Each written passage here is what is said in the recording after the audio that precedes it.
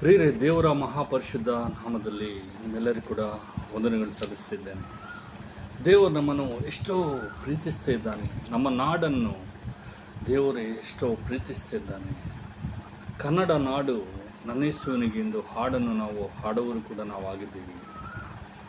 ಯೇಸು ಕ್ರಿಸ್ತನ ಪ್ರೀತಿಯಿಂದ ಸ್ವಾಮಿ ನಾವೆಲ್ಲರೂ ಕೂಡ ಪ್ರಿಯರೇ ಸವಿದು ಆ ಪ್ರೀತಿಯನ್ನು ನಾವು ಅನುಭವಿಸಬೇಕೆಂದು ದೇವರು ನಮ್ಮನ್ನೆಷ್ಟೋ ಪ್ರೀತಿಸ್ತಿದ್ದಾನೆ. ಈ ದೇವರು ಎಲ್ಲರ ಮೇಲೆ ಇರುವಾತನಾಗಿದ್ದಾನೆ. ಮೇಲಿನಿಂದ ಬರುವವನು ಎಲ್ಲರ ಮೇಲೆ ಇದ್ದಾನೆ. ಈತನು ದೇವರು ಅಂದರೆ ಪರಲೋಕದಲ್ಲಿ ಇರುವಾತನ ಪ್ರಿಯರೇ. ಭೂಲೋಕದಿಂದ ಹುಟ್ಟಿದವನು ಭೂಲೋಕದವನಾಗಿದ್ದು ಭೂಲೋಕದ ಮಾತನ್ನು ಆಡುತ್ತಾನೆ. ನಾವು ಈ ಲೋಕದಲ್ಲಿ ನೋಡುವ ಸಂಗತಿಗಳನ್ನೆಲ್ಲ ನೋಡುವಾಗ ಭೂ ಸಂಬಂಧವಾದಂಥ ವಿಷಯಗಳನ್ನು ಮಾತ್ರವೇ ನಾವು ಕೇಳುವರು, ಆಲೋಚನೆ ಮಾಡುವರು ನಾವಾಗಿದ್ದೀವಿ. ಆದರೆ ಪರಲೋಕದಿಂದ ಬರುವವನು ಎಲ್ಲರ ಮೇಲೆ ಇದ್ದಾನೆ ಎಂದು ದೇವರ ವಾಕ್ಯವು ಹೇಳ್ತಾ ಇದೆ. ಆತನು ಪರಲೋಕದಿಂದ ಇಳಿದು ಬಂದ ಆತನೇ ಕರ್ತನಾಗಿರುವಂಥ ಯೇಸು ಸ್ವಾಮಿ. ಆದರೆ ಈ ವಿಷಯಗಳನ್ನೆಲ್ಲ ಸ್ನಾನಿಕನಾಗಿರುವಂಥ ಯೋಹಾನು ಇದನ್ನೆಲ್ಲ ನೋಡಿ ಕೇಳಿದ್ದಕ್ಕೆ ಸಾಕ್ಷಿಯನ್ನು ಕೊಡುತ್ತಾ ಇದ್ದಾನೆ. ಆದರೆ ಆತನ ಸಾಕ್ಷಿಯನ್ನು ಯಾರೂ ಒಪ್ಪುವುದಿಲ್ಲ. ಆತನ ಸಾಕ್ಷಿಯನ್ನು ಒಪ್ಪಿದವನು ದೇವರು ಸತ್ಯವಂತನೆಂಬ ಮಾತಿಗೆ ಮುದ್ರೆ ಹಾಕಿದವನಾಗಿದ್ದಾನೆ. ಹೇಗೆಂದರೆ ದೇವರು ಯಾರನ್ನು ಕಳುಹಿಸಿದ್ದಾನೋ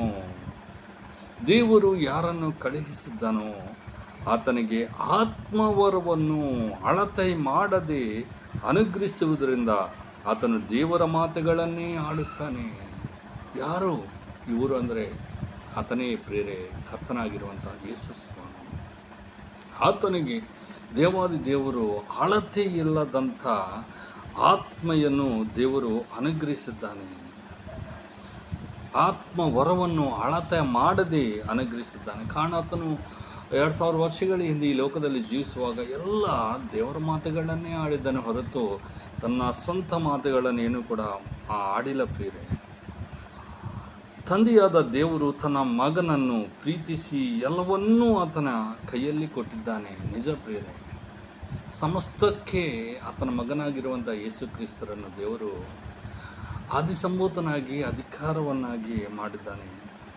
ಆತನ ಮಗನನ್ನು ನಂಬುವವನಿಗೆ ನಿತ್ಯ ಜೀವ ಉಂಟು. ಮಗನಿಗೆ ಒಳಗಾಗದವನು ಜೀವವನ್ನು ಕಾಣುವುದಿಲ್ಲ. ದೇವರ ಕೋಪವು ಆತನ ಮೇಲೆ ನೆಲೆಗೊಂಡಿರುವುದು ಪ್ರಿಯರೇ, ದೇವರು ನಮ್ಮನ್ನು ಇಷ್ಟಾಗಿ ಪ್ರೀತಿಸ್ತಾ ಇರುವಾಗ ಇಂಥ ದೊಡ್ಡ ರಕ್ಷಣೆಯನ್ನು ನಾವು ಅಲಕ್ಷ್ಯ ಮಾಡಿದರೆ ತಪ್ಪಿಸ್ಕೊಳ್ಳೋದು ಹೇಗೆ? ಯೋಚಿಸಿ